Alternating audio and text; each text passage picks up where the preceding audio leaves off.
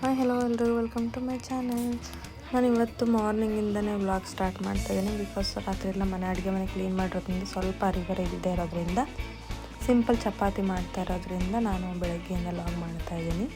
ನಾನು ಇವತ್ತು ಮಾರ್ನಿಂಗು ಕಸ ಗುಡಿಸಿ ಬಾಗಿಲೆಲ್ಲ ತೊಳೆದು ರಂಗೋಲಿ ಎಲ್ಲ ಹಾಕಿ ಬಂದಮೇಲೆ ಫಸ್ಟು ನಾನು ಒಂದು ಸ್ವಲ್ಪ ಬಿಸಿನೀರು ಅಥವಾ ಇಲ್ಲಾಂದರೆ ಸಬ್ಜಾ ಸೀಡ್ಸ್ ಯಾವ್ದಾದ್ರು ಒಂದು ಡ್ರಿಂಕ್ ಕುಡಿದು ನಾನು ನೆಕ್ಸ್ಟ್ ಕಾಫಿ ಮಾಡ್ಕೊಂಡು ಕುಡಿದು ನೆಕ್ಸ್ಟು ನಾನು ಸ್ಟಾರ್ಟ್ ಮಾಡ್ತೀನಿ ಅಡುಗೆ ಮಾಡೋಕ್ಕೆ. ಹಾಗೆ ಇವತ್ತು ಕೂಡ ಅದೇ ರೀತಿ ಕಾಫಿ ಕುಡಿದು ಸ್ಟಾರ್ಟ್ ಮಾಡ್ತಾಯಿದ್ದೀನಿ.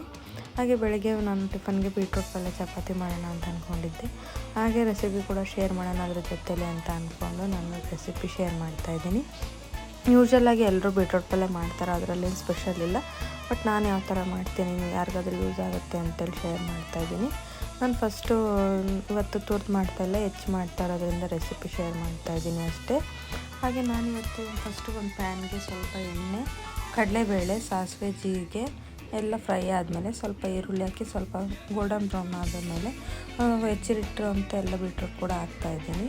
ಅದಾದಮೇಲೆ ಒಂದು 2-3 ನಿಮಿಷ ಅದೆಲ್ಲ ಸ್ವಲ್ಪ ಎಣ್ಣೆ ಜೊತೆ ಫ್ರೈ ಆಗಿದ್ಮೇಲೆ ಲಾಸ್ಟಲ್ಲಿ ನಾನು ಸ್ವಲ್ಪ ಉಪ್ಪು, ಖಾರದ ಪುಡಿ ಹಾಗೆ ಸಾಂಬಾರು ಪುಡಿ, ಕೆಲವೊಬ್ಬರು ಹಸಿಮೆಣ್ಸು ಯೂಸ್ ಮಾಡ್ತಾರೆ, ಹಸಿಮೆಣ್ಸು ಅಷ್ಟು ಚೆನ್ನಾಗಾಗಲ್ಲ. ಹಾಗಾಗಿ ಒಂದು ಸಲ ಒಣ ಖಾರ ಯೂಸ್ ಮಾಡಿ ನೋಡಿ, ಚಿಲ್ಲಿ ಪೌಡ್ರ್ ಯೂಸ್ ಮಾಡಿ ನೋಡಿ, ತುಂಬ ಚೆನ್ನಾಗಾಗುತ್ತೆ. ನಾನು ಕೂಡ ಸ್ಟಾರ್ಟಿಂಗಲ್ಲಿ ಹಸಿ ಖಾರ ಯೂಸ್ ಮಾಡಿದ್ದೆ, ಅದು ಅಷ್ಟೊಂದು ಚೆನ್ನಾಗಿ ಅನಿಸೋದಿಲ್ಲ. ಹಾಗಾಗಿ ನಾನು ಇವಾಗ ಚಿಲ್ಲಿ ಪೌಡ್ರ್ ಯೂಸ್ ಮಾಡ್ತಾ ಇರೋದ್ರಿಂದ ತುಂಬ ಚೆನ್ನಾಗಿರುತ್ತೆ, ಇಷ್ಟಪಟ್ಟು ತಿಂತಾರೆ ಅಂತೇಳಿ ಶೇರ್ ಮಾಡ್ತಾ ಇರೋದು.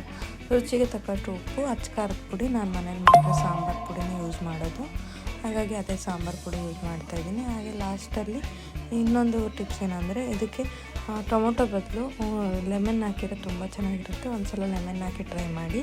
ಹಾಗೆ ಲಾಸ್ಟಲ್ಲಿ ಕಾಯಿ ತುರಿ ಹಾಕಿ ಫೈನಲ್ ಮಾಡ್ತಾಯಿದ್ದೀನಿ ಅಷ್ಟೇ. ಇದರಲ್ಲಿ ನಿಂಬೆಹಣ್ಣು ಯೂಸ್ ಮಾಡಿದ್ರು ತೋರಿಸಿಲ್ಲ ನಾನು, ಅದು ಕ್ಯಾಪ್ಚರ್ ಮಾಡೋಕ್ಕಾಗಿಲ್ಲ ನನಗೆ, ಹಾಗಾಗಿ ಕ್ಯಾಪ್ಚರ್ ಮಾಡಿಲ್ಲ.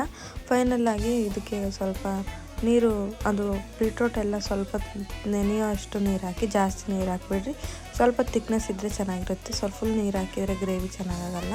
ಹಾಗಾಗಿ ಸ್ವಲ್ಪ ನೀರು ಹಾಕಿ ಎಷ್ಟು ಬೇಕೋ ನೋಡ್ಕೊಂಡು ಹಾಕಿ. ಮೀಡಿಯಮ್ ಫ್ಲೇಮ್ ಆದರೆ 1-2 ಸಾಕು, ಜಾಸ್ತಿ ಹೈ ಫ್ಲೇಮಲ್ಲಾದರೆ ಒಂದು 3 ವಿಷಲ್ ಸಾಕು. ಅದಾದಮೇಲೆ ನಾನು ಈ ಕಡೆ ಚಪಾತಿ ಉದ್ದಕ್ಕೆ ರೆಡಿ ಮಾಡ್ಕೊತಾ ಇದ್ದೀನಿ.